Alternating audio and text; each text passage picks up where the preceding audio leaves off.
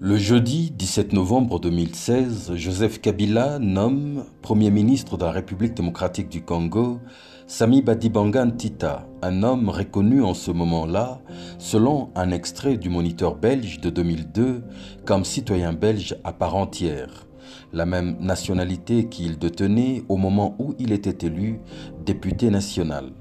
L'affaire fait grand bruit à l'époque, mais vérification faite, même après son passage à la primature, Sami Badibanga Ntita continue de garder sa nationalité belge comme le prouve un extrait du même journal officiel consulté ce mercredi 28 mars 2018 à 9h50 heure de Bruxelles. L'ex-premier ministre de la RDC est donc resté belge durant tout son mandat. Le 26 mai 2015, Joseph Kabila nomme Gustave Beyasikou ambassadeur de la République démocratique du Congo au Royaume de Belgique.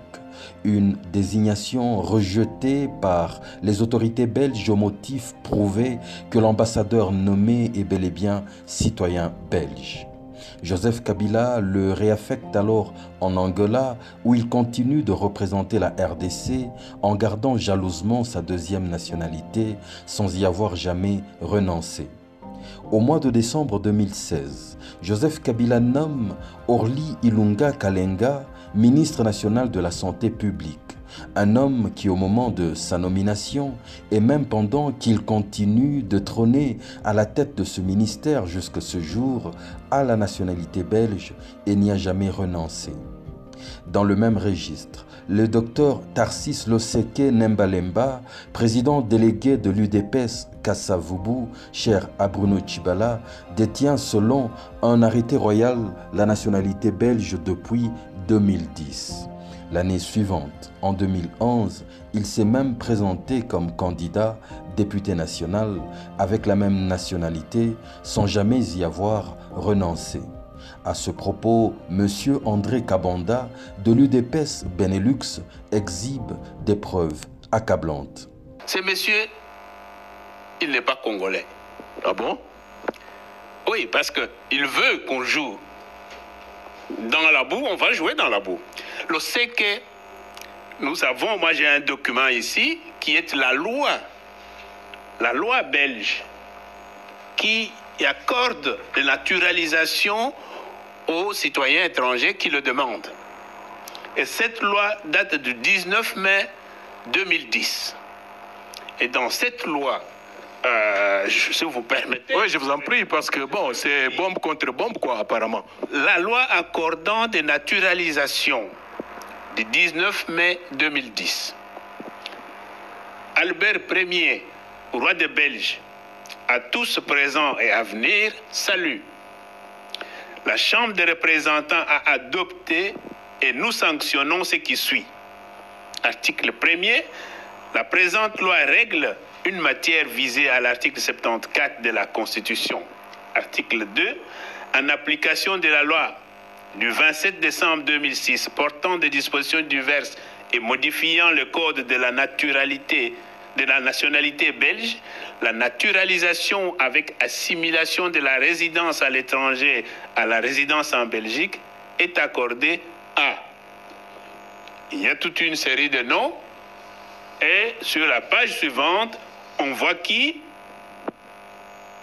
Monsieur Loseke Nembalemba Tarsis, né à Tchumbe, en République démocratique du Congo, le 27 janvier 1949. Donc, monsieur Loseke, en 2010, avant les élections de 2011, était belge.